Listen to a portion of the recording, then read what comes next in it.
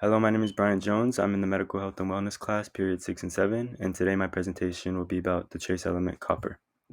For an overview of my presentation, we'll be talking about the history and common names of copper, the food sources, the metabolic functions, and the symptoms of deficiency and toxicity.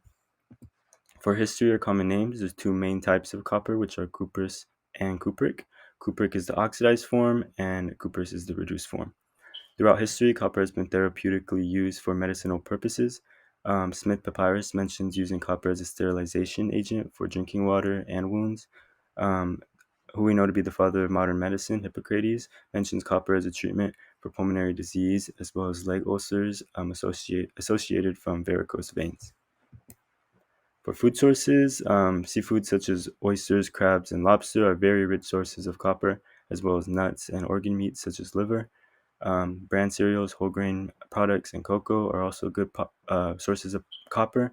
And potatoes, milk, chicken, those are all very low in copper. However, they're eaten in such abundant amounts in our diet that they produce a fair amount of copper. The recommended daily allowance for copper in adult women and men is 900 micrograms. For children aged 1 through 8, it ranges from 340 to 440 micrograms. And for boys and girls aged 9 to 18, it's ranged from 700 to 890 micrograms. An example of a daily value calculation would be half an ounce of walnuts, which is equivalent to 450 micrograms of copper.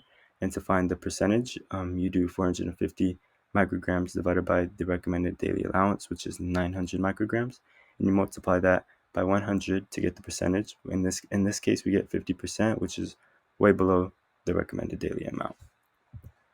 For function and metabolic function, diet provides approximately 1 to 2.5 milligrams of copper per day, in which 20 to 40% is absorbed. It is absorbed by the gastrointestinal tract, including the stomach and intestines. After absorption, the cells of the intestinal walls most copper bounds to proteins as metallothionein. This slows copper absorption, and a high intake of iron, zinc, protein, and vitamin C also decrease copper absorption. Symptoms of deficiencies.